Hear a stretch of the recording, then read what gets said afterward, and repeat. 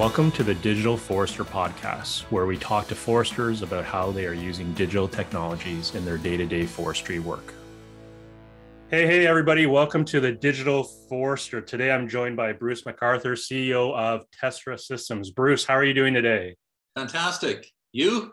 Awesome. Good. I can't complain. We were joking earlier. It's January 31st already. Who would have thunk it? It's this month has just flown by. Did you feel that way as well? It sure has. Yeah, it's amazing. I felt like it hardly started and it's over. Yeah, so it's crazy nice times. To see the new year and everybody getting off to a great start. So for sure. Well, definitely tomorrow will be New Year for many.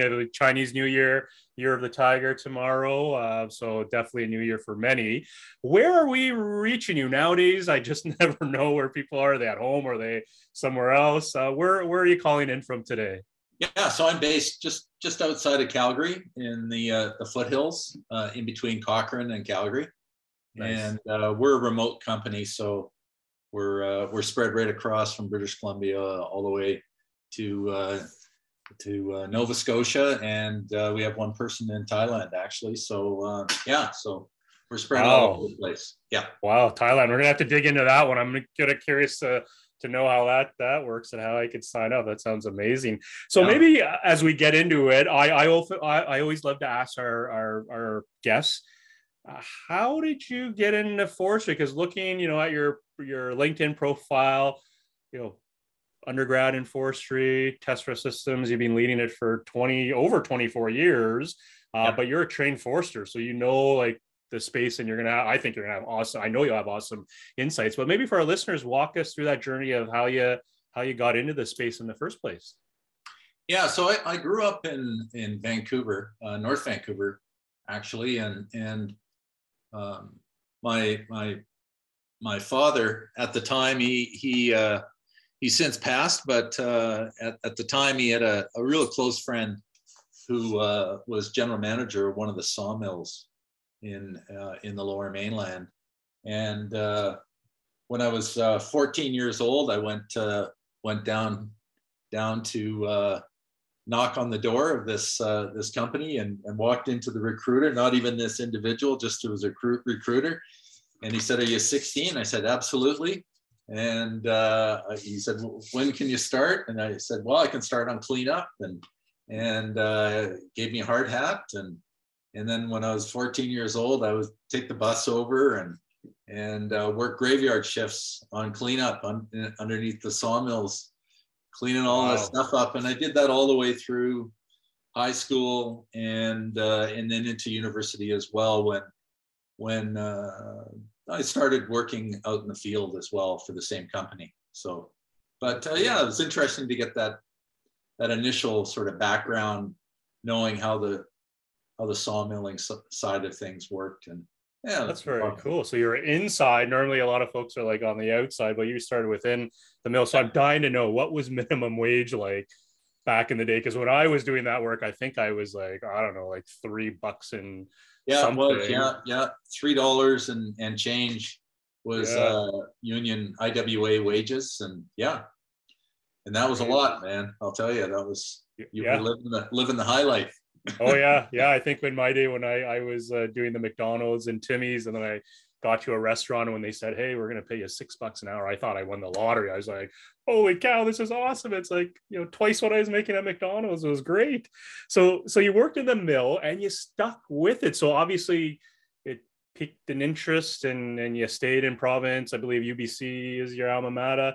Tell me that thinking there, something didn't pull you in a different way, like being in the mill, the engineering side didn't get a hold of you. You stuck true to the forestry. It was.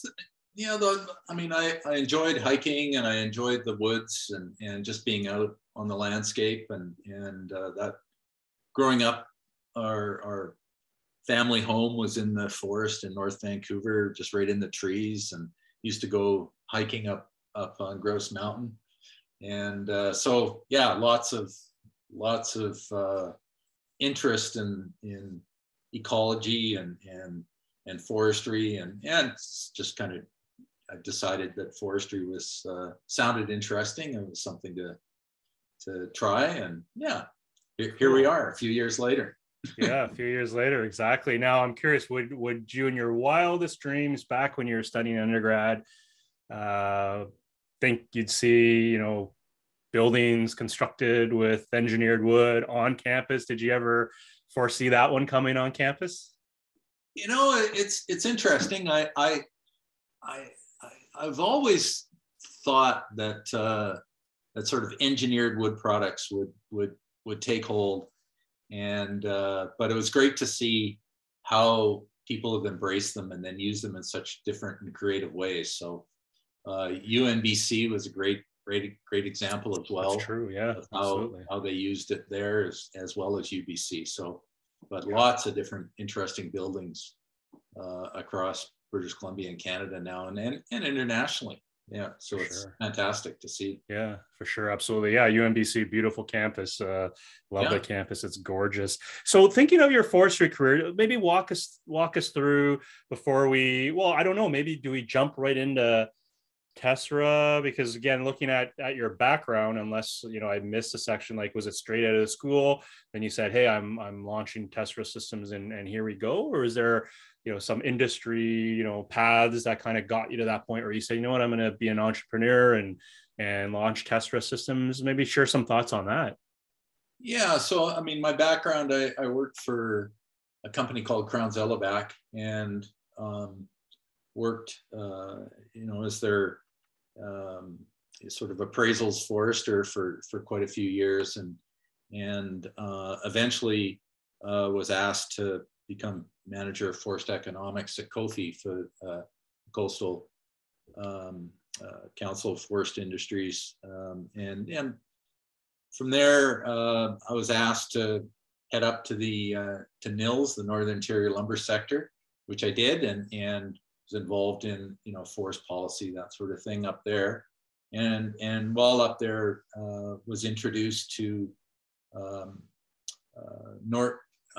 Northwood at the time, and they had embarked on this thing called the Model Forest program, and so I was asked to be general manager of that program, and it was through that initiative that I got into R&D and the development of spatial planning technologies, which eventually led to the company, and decided to become an entrepreneur, and the rest is sort of history. We're in our 24th year now as a company. So yeah, that's amazing. Congratulations on milestone. Well, 25, I guess maybe there'll be a big party, whether it's 24, 25. Yeah, you'll be invited, I'll tell you. Yeah.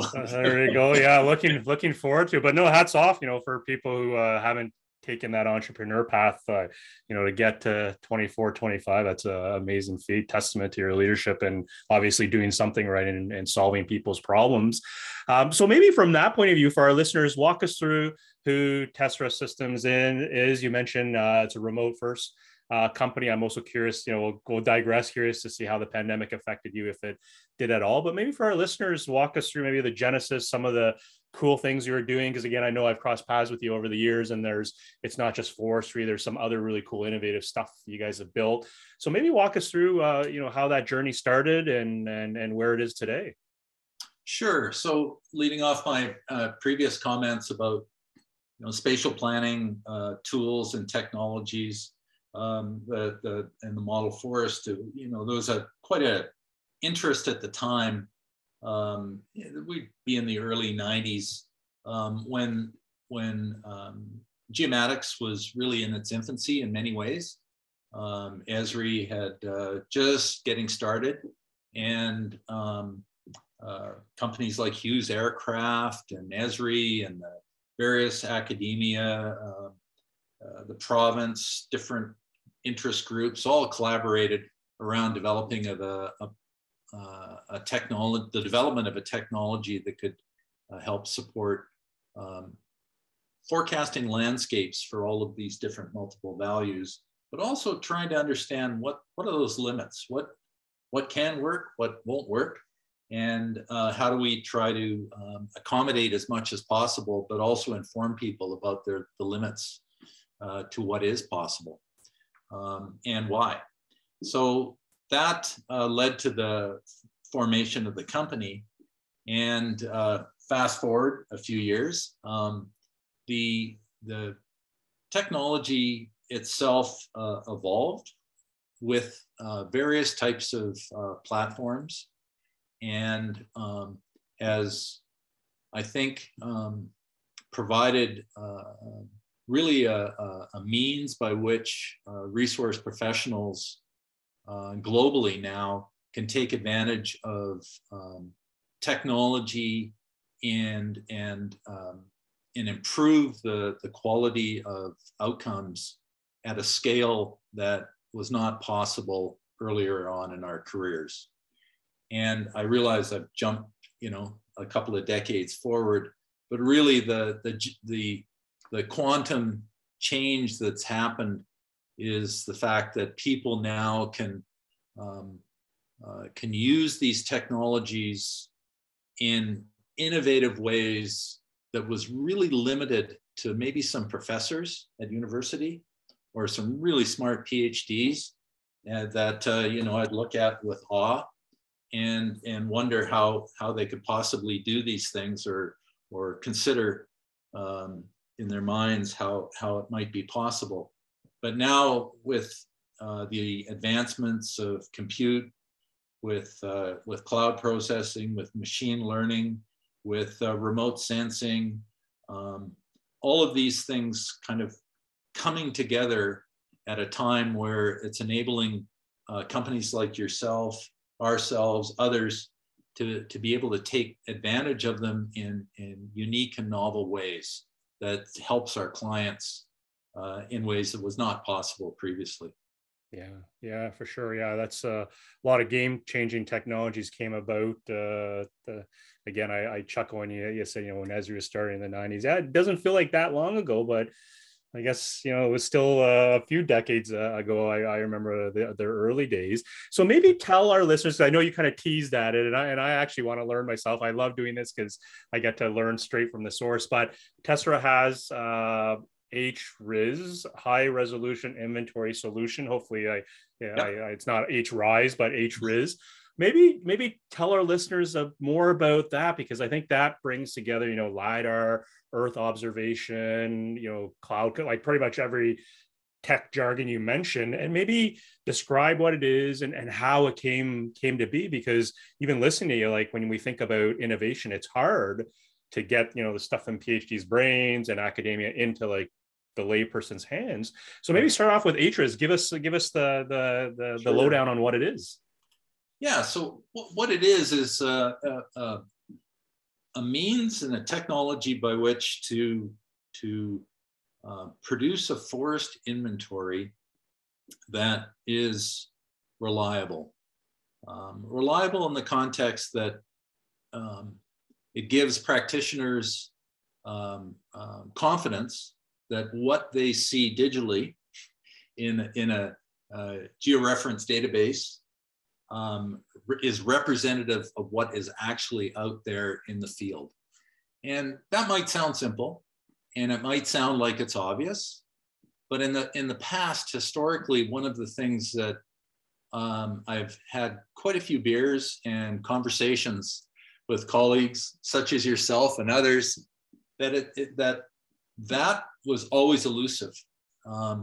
The inventory itself was always something that was so generalized, and there was always another forest around the corner that potentially might offset the fact if the inventory was out of whack. There was always another forest or another tenure perhaps we could acquire that would allow us to fill the wood supply gap.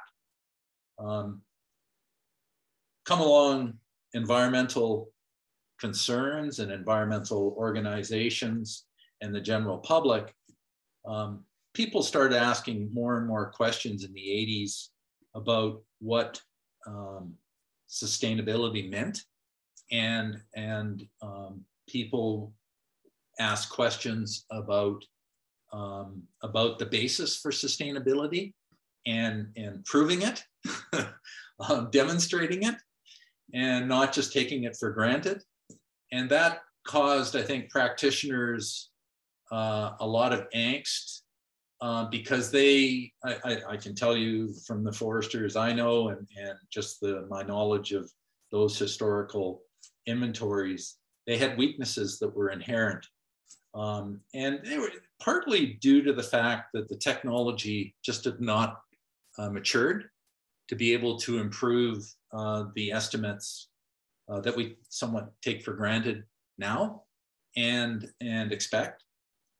So there was a real frustration, I think, on behalf of a lot of professionals, as well as regulators and the public interest groups and individuals that we had to do better. I can tell you that one of the funny things that I think about now is the disconnect sometimes between individuals that wanted to really race with the new technologies, whether it be remote sensing or whether it be cloud compute, and those individuals that just wanted to take a more cautious, approach, a little slower perhaps. Our philosophy has always been to adopt, adapt, develop in that order. And as these new technologies really revealed themselves in terms of their potential, we really wanted to adopt them rather than try to recreate them, and then adapt them from a perspective of forest inventory, and only do development when it was absolutely necessary, because development is costly, it's risky, and it takes time. And for sure. So maybe I'll stop there. Yeah, so thinking of that with I love role playing on this show. So I'm Forest Corp. I shouldn't say Forest Corp. Maybe there actually is a Forest Corp. I think there is. So maybe F Corp per se. And I'm interested in HRIS because my inventory is dated. Someone photo interpreted. It's from a bajillion years ago. And, if I lick my thumb and wave it in the air, that's about how good it is. And people show up expecting this species and they get something completely different, and et cetera. What do I need to bring to the table to really get the full potential out of HRIS? Like, obviously, remote sensing data, ancillary GIS data. I know on your website, there's this great chart in terms of comparing and contrasting different things. But if I was the forester of F Corp and wanting to get started, what would I need to bring to you to really launch it? And by the way, I have no recent plot data, so we'll start there, setting some ground rules. But what would you need for me to get something going? Yeah, so one of the pieces of data that I feel is critically important, and I think it's been proven through some of the analytics that we do, is ground information is still critical. And I'll explain why. There's a lot of improvements that have been made in terms of remote sensing, and whether it's 4-band color infrared, or whether it's collected from an aerial platform or remotely from space, the improvement in that type of data and the cost coming down makes it available now in a way that previously was not available. And the remote sensing information needs to be connected to the ground, and the sort of the geo-referencing of ground information, a ground plot center and its orientation, fused into space with LiDAR or with 4-band color infrared, to be able to make inferences, build models of features that some of which the attributes which you've measured on the ground, but to be able to predict at a landscape level, based on ground plots, based on remote sense data, based on models you've built and computed, to be able to do that at scale is what we've built. And cool. So that involves ground plots, it involves remote sensing, it involves compute, it involves science, mathematics, statistics, to be able to come up with those inferences. And then to be able to present it back to a client in a way that they understand with the types of attributes that they're used to seeing at a scale that is flexible and small units that they can use for planning, but also fully scalable to any sort of size or combination or permutation that they might be interested in from a management perspective. Right. So it doesn't sound like LiDAR is a must input if it's available, or is it a must input into the HRIS in addition to the other remote sensing data? Does it give an extra boost, or is it one of those like, yeah, if you have it, great. If you don't, we still have magic that we can still get to what you need pretty well. Yeah, it's proven to be a very useful piece of information because it provides insights into structure of the canopy, structure of the boles of the trees, and their interrelationship to each other in the matrix. So yeah, it's proven to be a pretty powerful piece of information, piece of the puzzle.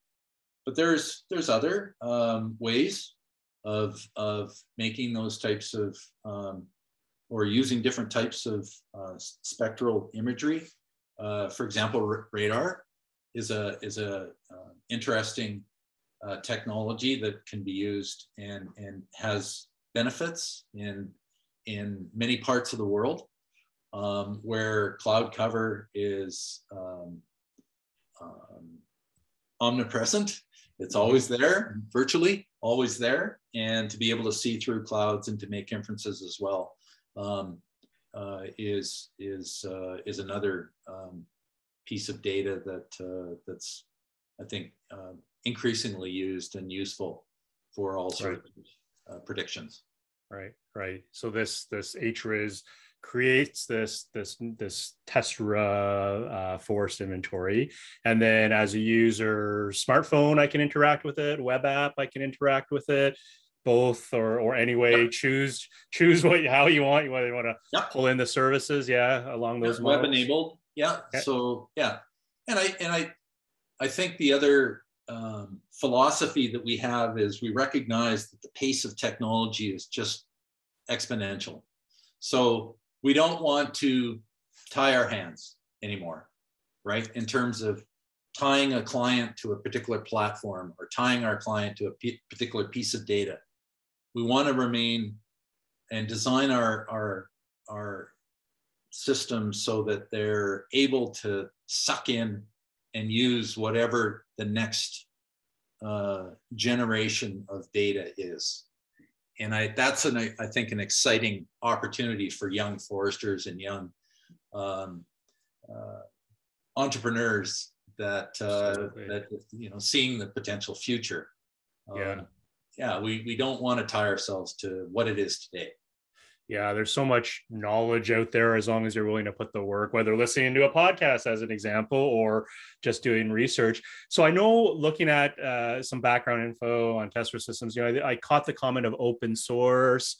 How does that fit into your tech stack? Is it we try and use open source as much as we possibly can, or is it more of we're agnostic, we really don't care, it's like pick your poison, whichever works better, we can work with both? Is there a thesis behind that around open source or closed source? Yeah, so I think, well, our experience has been that open source has both advantages and disadvantages, but I think the advantages outweigh the disadvantages in that there's a lot of people doing development in open source. And when I mean a lot, I mean hundreds of thousands of developers around the world.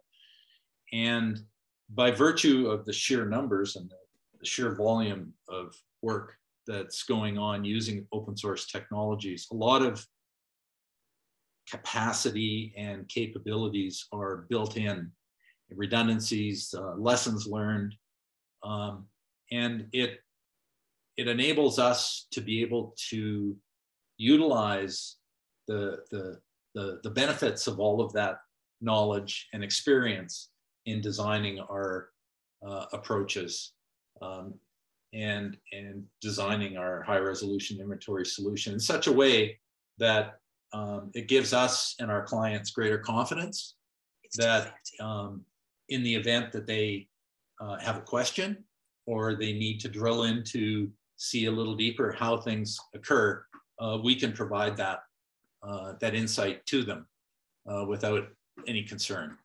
The secret sauce, of course, in a lot of technologies is how you put all those things together. It's kind of like your mom's favorite recipe that she doesn't want to share with anybody else. How do you do this? Well, it takes years of experience, and it's those subtle things that you've done to be able to create that recipe that works. But I think open source is, at least for now, in this current age of technology development, has a lot of benefits. Yeah. So thinking of our tech savvy listeners, the young ones, are there certain open source technologies that are kind of the go-to for you? The leaflet front end, or Postgres backend database, or usual stack? Are there certain ones that you can share with the young up and comers in terms of what you guys like? Yeah, I think all of those. So obviously there's the Python, R, GitHub, AWS, Elastic, containers, services, all the different sort of EC2, Postgres. On the statistical side, there's a number of different platforms now available for doing ML work, deep learning. We're using SageMaker is our kind of go-to package. But yeah, there's lots of different types of analytical packages that are part of the stack. Yeah. But pretty much, those are common across most of the different types of platforms now folks are using. So yeah, nothing. Yeah. Well, it's kind of funny you say that, Bruce. Like, oh yeah, it's kind of common, and there's times I think I'm like, what's common to us sometimes could be like 27 PhDs removed for someone else. Because I even think back to an email I got, like someone had photos and they weren't aligning, and they're like, we hate to ask, but could you share trade secrets on how you might like get these air photos to line up? I'm like, yeah, that's called photogrammetry. Like there's tons of software out there. Here's 20, a list of 20, but it kind of surprised me because I was like, man, that's like, so like in the geospace, it's like, yeah, if you need to orthorectify the imagery, like it's taught in schools, right? But again, when you move to different camps, it may be just complete and utter Greek. Now I know on your website, UP42 or Up42, I never actually know whether it's Up or UP42.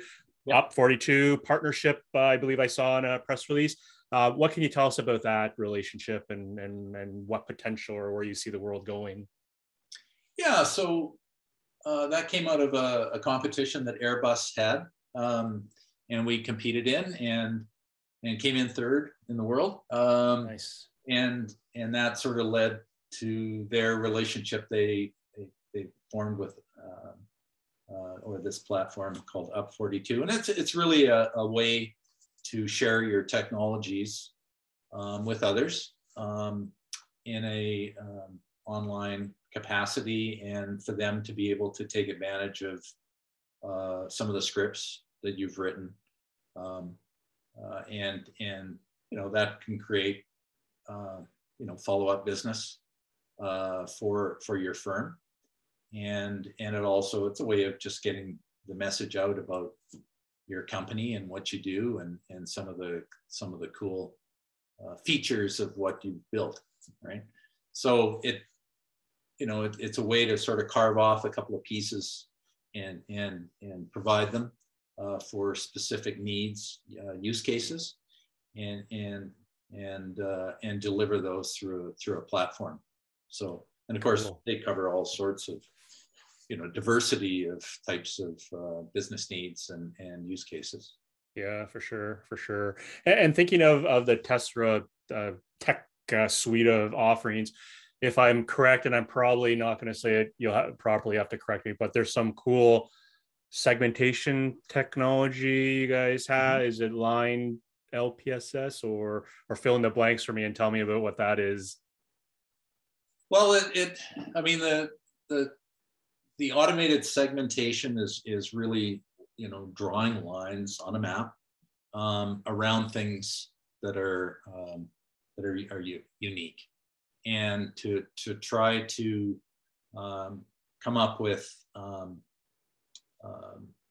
visual representations of those differences for resource managers. And part of the challenge in drawing a line is we all see the world differently, and the reality is that there's no absolute line. Lines are a way for human beings to be able to imagine what is potentially there, and to get their brain around some values or some attributes just for a particular area. I feel like you're going to offer me a blue pill or a red pill and make me choose based on that. That's right.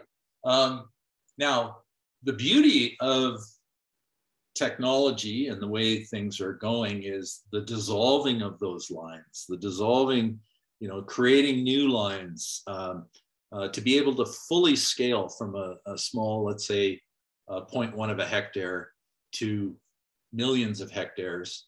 And to be, if you're interested in above ground biomass, or you're interested in a particular wildlife species or wildlife species habitat, to be able to reimagine your inventory with the construct of that particular resource value, and essentially redraw all the lines. And that's now possible. That wasn't possible a few years ago. And that provides a very powerful way for considering your landscape for all of the different types of values that you're interested in managing. So in the case of a production forest, and you're looking at wood supply, how does that feed your supply chain? And what, how is that impacted under different market conditions? Or how is that impacted under different milling requirements and different manufacturing facilities?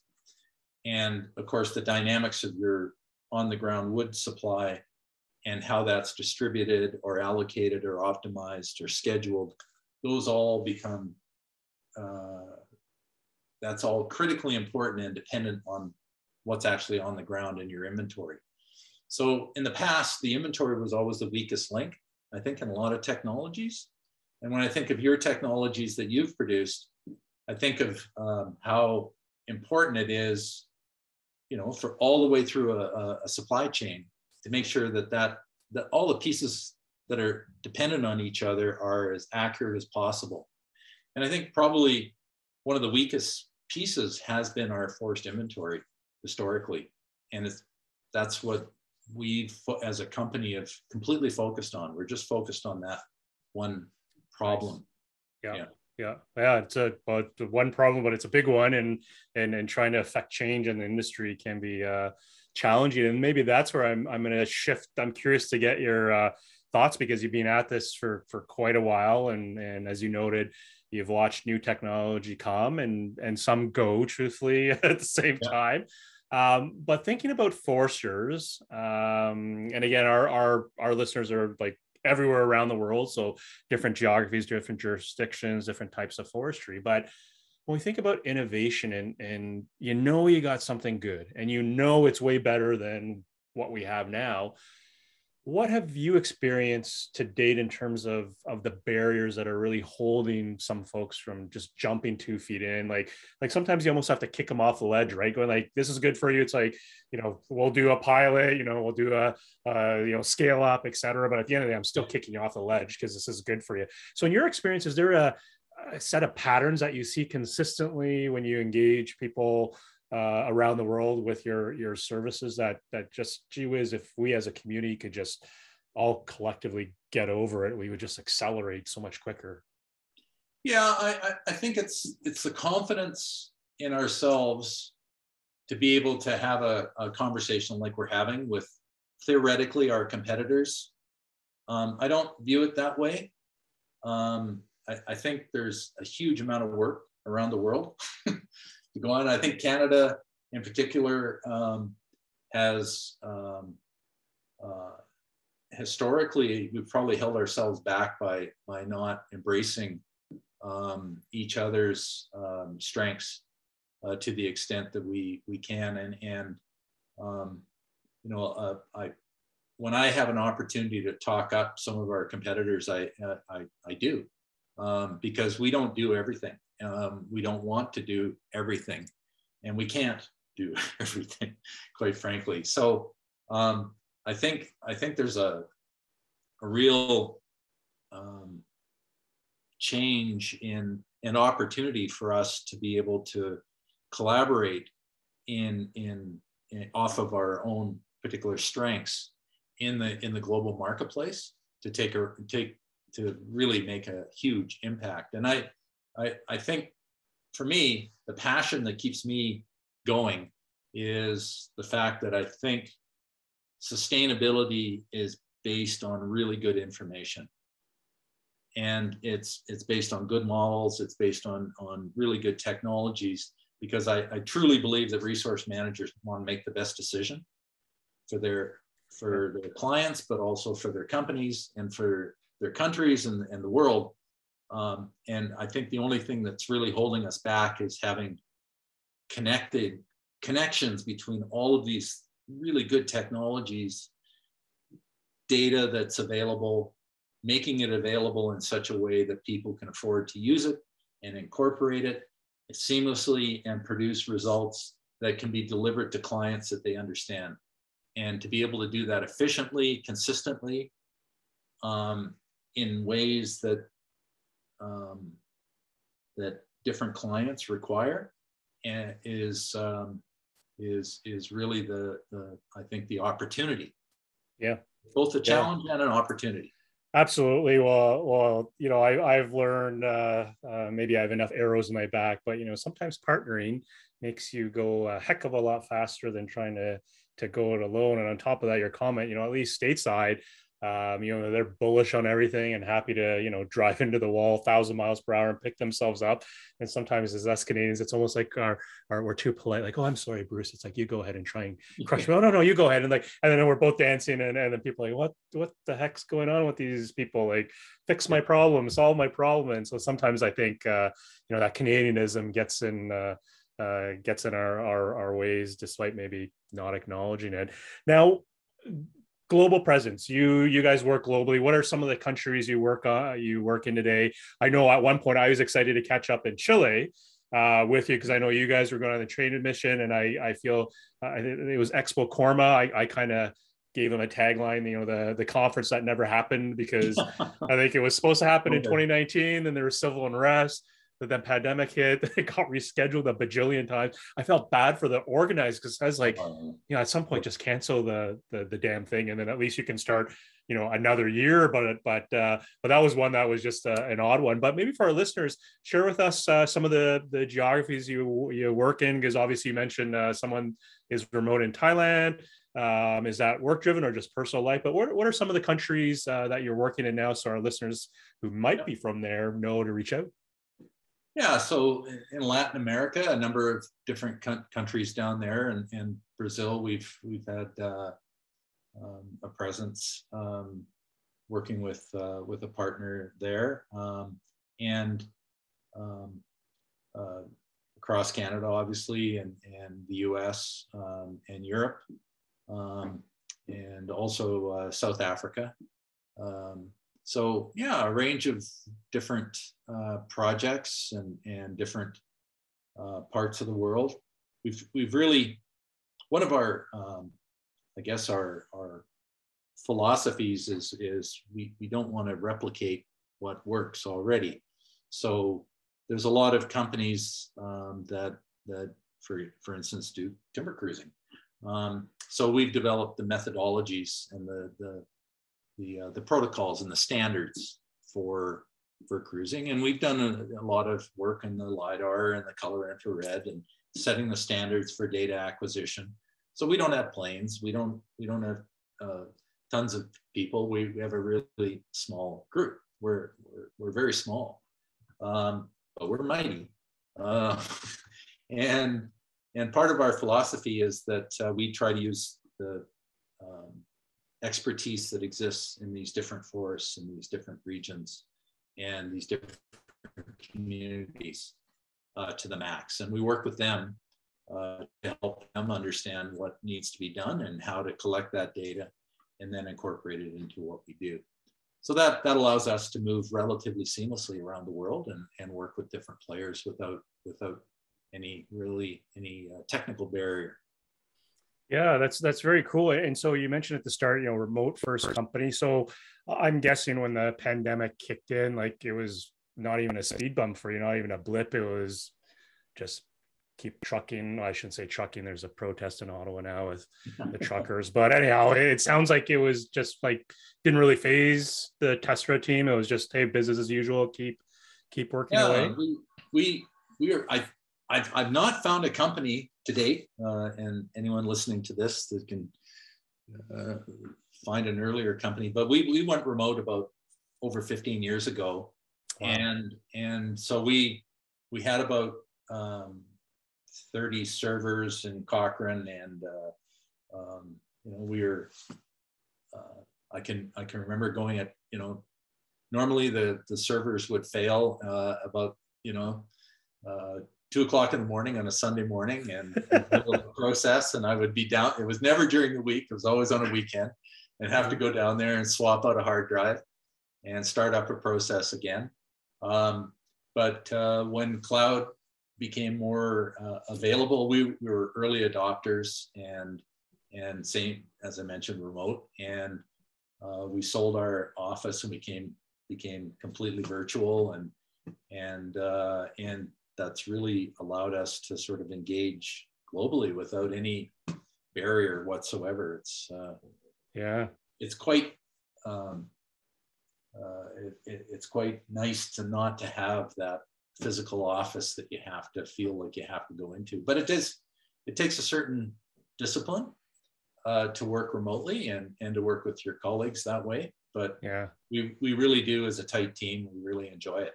And yeah, that's incredible. 15 years. Wow. So you kind of knew the future before the future had even come knocking on the doorstep. So maybe along those lines, with the digital forester, we always like to pick our guests' brain in terms of what gets them excited in that 1 year, 3 year. Because again, you're talking nonchalantly, Bruce, like, oh, AWS, ML, we do this. And it sounds like so easy, right? But there's some serious chops happening behind the scenes in terms of the stack.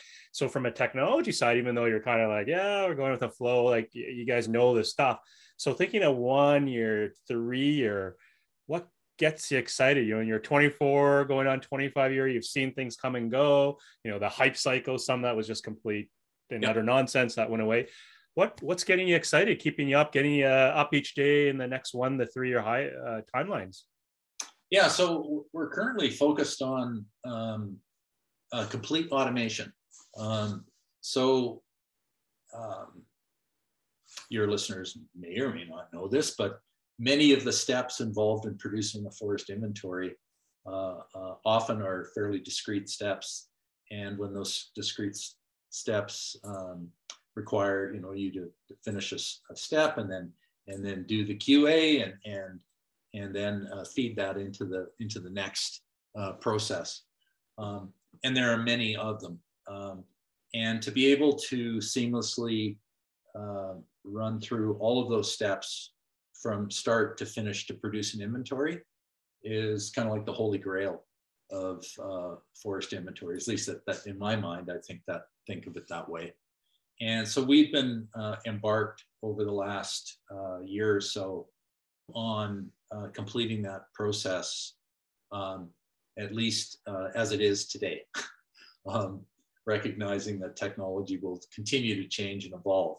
But we're probably, I don't know, I would say maybe 70% of the way now to that beta goal of full automation. And from there, we'll undoubtedly continue to make improvements and more changes and try to speed things up. But that's really the goal for us, is to be able to offer this as a service, inventory as a service, including inventory updates, which we haven't talked about yet, and treating an inventory as a valuable asset that is continuously kept up to date. Yeah. And then that feeds into all sorts of supply chain models and processing opportunities and so on and so forth. Yeah. Well, that's a good segue. So maybe there's this. I've started to see this here and see people talking about this living inventory, this thing that just kind of evergreens, and depending what frequency you need, it just kind of evolves. Maybe evolves not the right word, but grows, and it's kind of tweaked and calibrated. What are your thoughts on that? Like, obviously you're thinking that way. Do you think that's something, really far off, or do you think we have all the technological pieces, the know-how from the forestry body of knowledge to get to that point that inventories update every year, 6 months, 5 years? What are your thoughts on that? Yeah, I think it's coming soon, and a lot faster than maybe some people think. There are some technical challenges that come along with it, and there's a lot of I think opportunity for different jurisdictions to like we were just talking about companies collaborating. I think there's new opportunities for jurisdictions now to collaborate. The idea that every province is unique and that every forest is different, and that our rules are separate and the way we do things are different is a real... we're more complex than you. Yeah, that's a little old. And I think we all know that's not the case. And there's real opportunities, I think, to rethink that, and just as there is opportunities for harmonizing markets, there's opportunities for harmonizing the way that we think about data and forest inventories across Canada and around the world, for that matter. So there's more similarities than there is differences. And I think the only real barrier in my mind is that jurisdictional difference that can create an artificial barrier to be able to realize that potential. So that's a nice way of saying, come on, bureaucrats, get on board. Let's start working together. And I know that there's complexities in the bureaucracy in terms of systems and the way that all of these things work, but I think there really is a real strong pull and need for that maybe is not happening as quickly as it should. Yeah. Well, it's interesting because I've asked that question a few times with and other guests, and inevitably, originally I always thought the conversation would kind of go down that rabbit hole of technology and stuff. And then what's amazing that so far we're batting like 5 for 5 or 6 for 6 this year, where people are talking about the change management or the people side as the thing that's kind of holding us back, less about the technological capacity or capability to actually to achieve the outcomes we're looking for. So I find that fascinating. Thinking of climate, has anything happened? Well, not anything happened. Obviously, things are happening. We don't need to look at BC fires and stuff. But is there anything that's happened on the climate side that, as a trained forester, someone who's been working in this space for several decades, is there something that kind of comes at you as a kind of caught you off guard or surprise? The speed of some of the change or the extreme events that you're seeing. Is there something that you just didn't really see coming? I mean, I don't want to sound like I saw it coming. I felt that there was maybe a sense by some that it wasn't happening as fast as it was. And I think when I think of our changing climate conditions and the effect it's going to have on forestry, I truly think it's we're at the beginning of a monumentous pivot in the need for us to understand the consequences of changing climate on forest ecosystems and the biosphere in general, and how that's going to affect the industry and communities, forest communities globally. And I think there's just a huge amount of work that has to happen there. And I think whether it's above ground biomass, ESG reporting, that's becoming more and more of a requirement for companies, or the trading of credits and trying to create value, new markets in that regard. That's a potential as well. Those are all certainly near-term opportunities, but I think that's just scratching the surface. I think there's going to be a lot more. And I don't know exactly how that's going to reflect itself in the marketplace, but I think that's going to be an increasing part of what we do. And I mean, as a company, we're collaborating more and more with others on the above ground carbon, below ground carbon side of things, and that's becoming kind of an offering that that I think is becoming more standard. Yeah, the carbon that was once not so sexy has become very, very appealing and maybe the driver nowadays on a lot of initiatives in the marketplace per se. So maybe a last question. I started asking this to folks.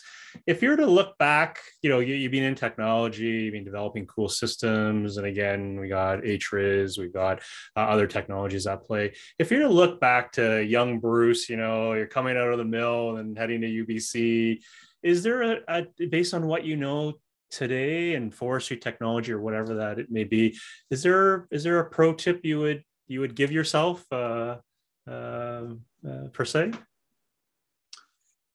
Yeah, I think, to believe in yourself and kind of never give up. You're going to run into a lot of naysayers and a lot of folks that are going to tell you that it's been done before, or that it's good enough. Yeah. Or that there's really not a need for that. And I think you've got to trust your instincts as a professional when you see a need, and if you believe in it enough, not blindly, but in communication with your colleagues and